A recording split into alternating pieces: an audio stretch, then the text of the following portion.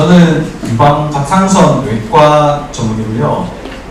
뭐 사실 몇 년 전까지만 하더라도 이게 뭐 유방은 에스트로겐하고 영향이 많지만 에스트로겐이 실제로 어떻게 문제가 되고 유방에 어떤 영향을 주고 평상시에 우리가 어떻게 관리해야 되는지 이런 거에 아무 관심이 없었어요. 유방에 뭐 혹이 생기면 떼내고 암이 있으면 수술을 하고 뭐 그랬었거든요.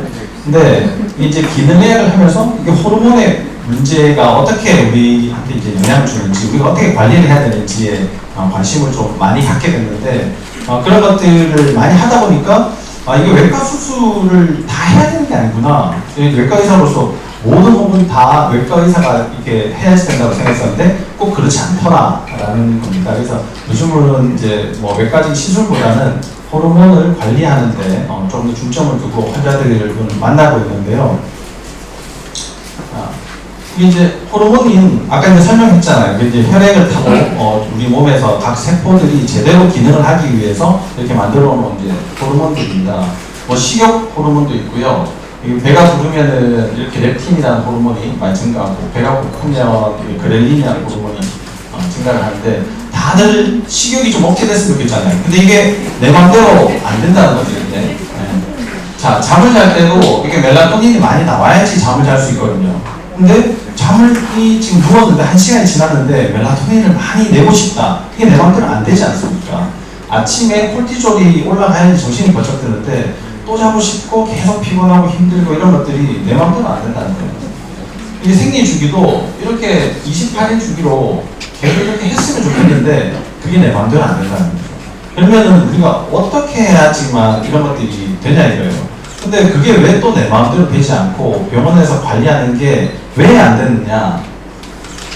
이렇게 사람마다 다 틀리거든요. 우리가 알고 있는 아까 여기에서 봤던 이런 단순한 표는 요게 이제 에스트로겐 표인데요. 빨간 선이 요렇게 된다는 거예요. 요렇게 된 것만 표시를 돼 있지 생리 주기에 따라서 그리고 이번 생리 주기 다음 달 뭐 지금 8월인데 8월 생리 9월 생리 때 에스트로겐 양이 또 틀려진다는 거예요. 10월 달에 또 틀려지고 사람마다 또 달라지는 거거든요. 그러니까 어떤 한 범위에 여기에 딱 맞출 수가 없다는 거예요. 개별적으로 다 틀리기 때문에 그건 나한테 맞추는 수밖에 없는 거거든요. 그러면 내가 나를 더 잘 알아가야 되는데 호르몬이 문제가 생기면 우리가 눈치채는 정도가 되면 그건 이제 심각한 호르몬의 변화들이 많이 생겨져 있다는 거예요. 그런 것들이 이제 우리가 조절을 좀 해야 되는데 젊은 사람들, 우리 병원 오는 사람들은 대부분 좀 젊은 분들인데요. 젊은 분들이 다낭성 난소 증후군을 많이 앓고 있어요. PCOS인데 PCOS는 여성한테 조금만 있어도 되는 정상적인 사람들 요 정도밖에 없는데 PCOS는 남성 호르몬이 이렇게 많아지거든요. 그러니까 남자처럼 되니까 생리를 안 할 수밖에 없잖아요. 예, 남자가 생리를 하면 이상하니까. 이렇게 되는 것들을 낮춰야지 되는데 내가 낮출 수가 없다는 거죠. 자, 이게 나는 증후군이 당을 먹었어요. 당을 먹으면 정상 사람하고 문제가 있는 사람하고 비슷하게 혈당이 움직여요. 근데 인슐린의 양은 완전히 틀려지더라는 거예요. 인슐린의 양은. 근데 우리가 보통 이제 공복 때 인슐린 검사를 하게 되거든요. 이때 정상 사람하고 비슷한 수준이라 그래서 이 사람이 식사를 하고 나서 문제가 없을 거다라고 얘기를 못 하는 거죠. 그러면 식사를 우리가 어떻게 해야지 이런 것들을 관리를 할 수 있는가, 이게 훨씬 더 중요하다는 겁니다. 난임도 요즘 엄청 많이 늘어났잖아요. 특히나 남자들이 더 많이 늘어났다고요. 남자들이. 여성들도 많이 늘어났지만. 그래서 지금 해가 가면 갈수록 훨씬 더 불임 병원이 더 성황을 이룬다고 해요. 결혼한 나이도 늦어져가지고 결혼하자마자 병원을 어디를 다녀야 될지부터 먼저 찾아본다고 합니다. 그럴 정도로 지금 이제 난임, 불임이 이제 굉장히 문제인데 이런 것들이 다 호르몬들이 작용을 한다는 거예요. 특히나 이제 에스트로겐 우세증 아까 이제 그 설명 잘 해주셨는데 에스트로겐 우세증은 이런 문제들이 생기거든요. 에스트로겐 우세증은 이런 것들이랑 관련이 있습니다. 비만이 여성 질환을 만들거든요. 아까 다낭성 난소 증후군, 그 다음에 식욕 증가 안 되는 거, 식욕 억제 안 되는 거, 수면을 못하는 이런 것들이 다 관련이 있는데 비만이 되면요, 복부 비만이 인슐린 저항성을 만들거든요. 그러면 염증이랑 이렇게 쭉 가서 불임이 돼요. 대사장애가 생기면 고혈당이 되고 인슐린 혈증이 돼서 똑같이 되는 거거든요. 그러니까 결국 비만이 대사장애의 대표적인 거고, 대사장애를 일으키면 여러 가지 문제들이 많이 생기니까 이 불임을 교정하는 데는 결국 비만을 치료를 해야지 되고, 세포 대사를 치료하기 위해서 음식을 조절을 해야지 된다는 게 가장 핵심이에요. 음식이 장을 망가뜨리기 때문에 문제가 생기는 거거든요. 에스트로겐도 문제고, 이게 환경 호르몬에서 나오는 제너 에스트로겐도 문제인데, 이런 여러 가지 것들이 제너 에스트로겐, 에스트로겐 유사 물질로 작용을 하게 됩니다. 그러니까 우리 몸이 계속 이제 망가지게 되는 거죠. 자, 이제 케이스를 좀 보여드릴 건데, 모든 대사 질환의 가장 최고봉이 암이에요. 암은 여러 가지 대사의 문제들이 다 복잡하게 얽혀가지고 결국은 암이 되는 거거든요. 이 사람이 찾아왔는데, 진단은 벌써 이제 7개월 전에 받았고요. 7개월간 자가치료를 하고 민간요법 치료를 이제 본인이 알아서 했죠. 뭐 이게 장을 담궈가지고 하기도 하고, 효소를 담궈서 먹기도 하고, 텃밭을 키워가지고 먹기도 하고, 7개월이 지나서 다시 이제 왔는데, 수술하고 방사치료를 처음에 진단받았을 때 하나 했는데, 그러고 또 뭐 잘하지 않아서 계속 이제 지내고 있었던 거예요, 본인이. 비타민 C도 저렇게 이제 고용량으로 먹고 있고, 수술은 나중에 이제 하고 싶다, 수술 안 하고 싶다, 이게 이제 핵심이에요. 근데 저를 찾아왔는데 한 5cm 정도 이렇게 크게 만져지더라고요. 그래서 수술 먼저 하고 오세요, 이렇게 얘기를 했죠.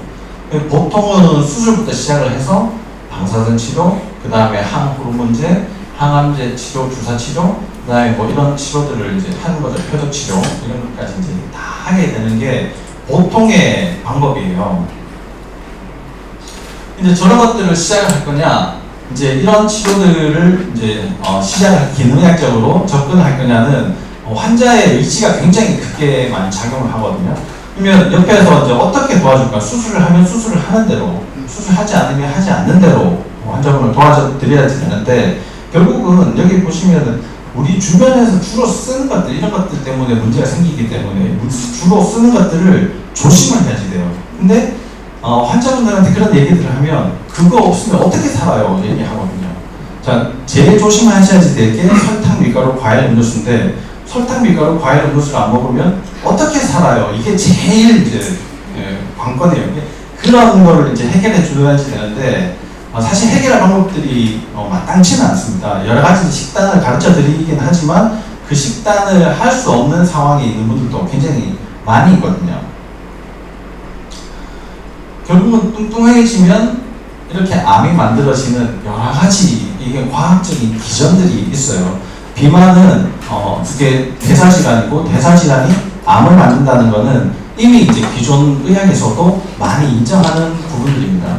그 핵심 중에 에스트로겐도 있지만 유방암이 만들어지는데, 인슐린이라는 게 자리를 잡고 있어서 모든 호르몬들을 다 망가뜨리거든요. 근데 인슐린은 결국 먹는 것 때문에 생기는 거잖아요. 그래서 암은 대사질환이다. 저 책을 이제 번역을 했었는데, 저 책을 번역할 때도 이제 이런 것들이 이제 많이 참고가 됐었는데요. 이게 비감염성 질환, 이게 만성 질환이거든요. 만성 질환이 81%나 됩니다. 그 중에 여기 이제 비질환이 제일 많은 게 암이 35%, 순환기관이 27%, 이런 식으로 굉장히 많잖아요. 암이 대사질환이고, 대사질환을 고치려면 수술, 방사선 이런 것도 중요하지만 이렇게 먹는 걸 고치는 게 가장 중요하다. 먹는 걸 왜 고쳐야 되느냐? 결국은 장을 깨끗하게 하기 위해서 하는 거거든요. 이런 이제 여러 가지 복잡한 기전들을 따라서 글루코즈, 그러니까 혈당을 줄이는 게 가장 이제 중요한데요.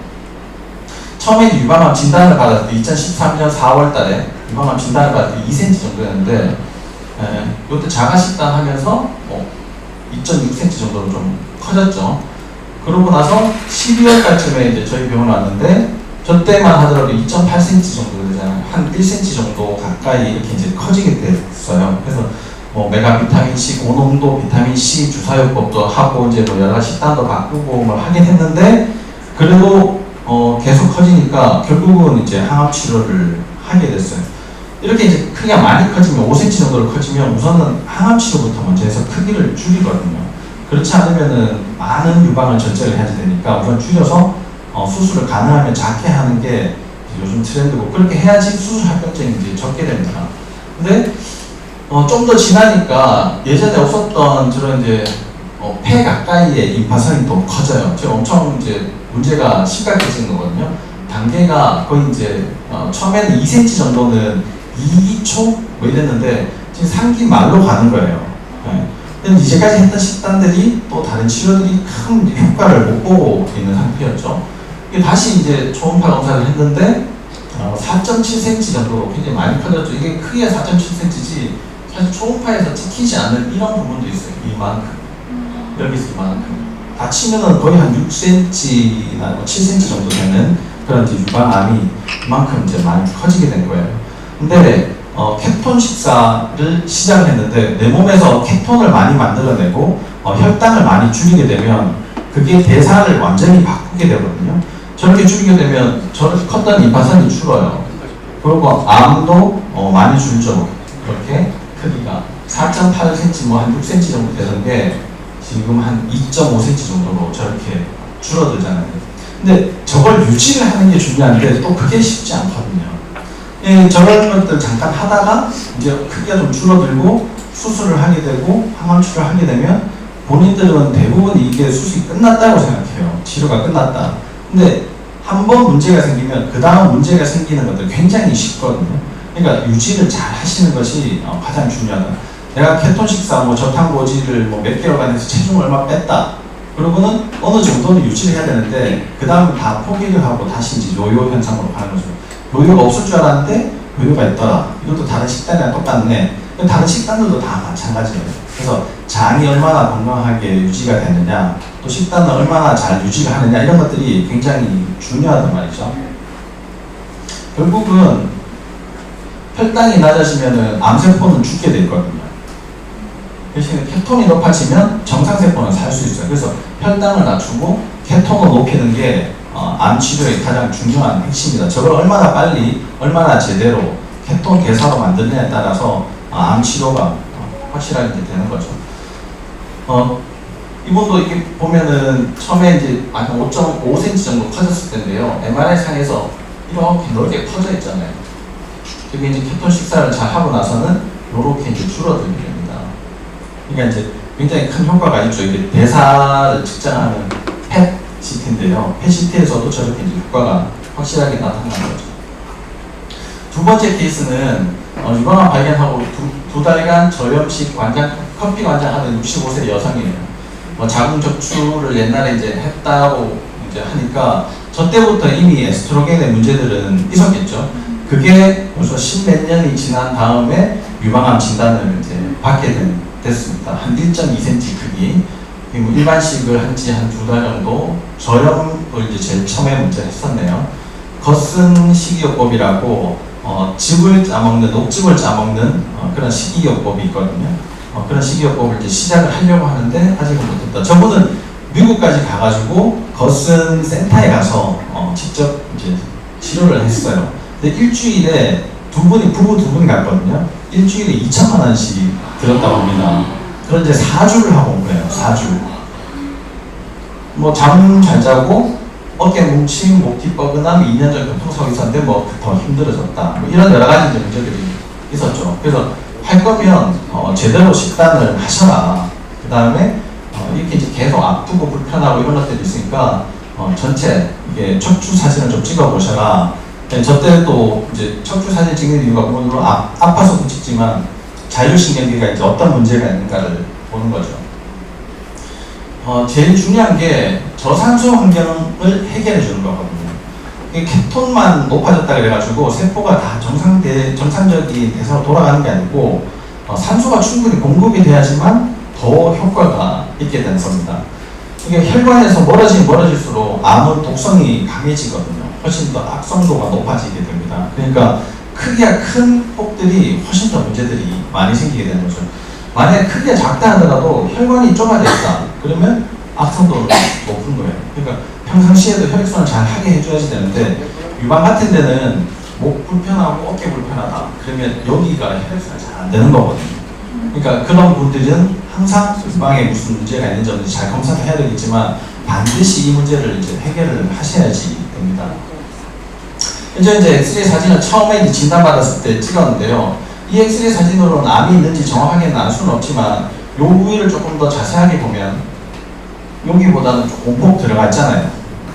좋은 문제들이 있기 때문에 이제 초음파를 한번 해보시는 게 좋겠다라고 얘기를 하죠. 초음파를 했더니 한 1cm 정도, 0.9cm 정도 됐네요. 주변에 혈관들이 이렇게 있고 이제 조금 크게 커졌죠. 4개월 지나니까 1.18cm, 한 2.2cm 정도 됐는데 주변에 혈관들은 훨씬 더 많아졌어요.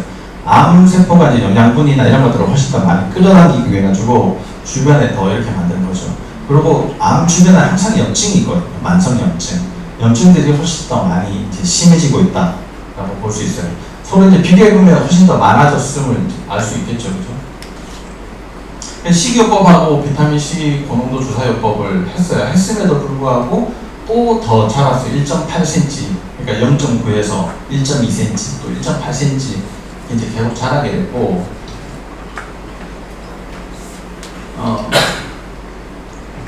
훨씬 더 커졌는데요. 커졌죠. 1.8cm.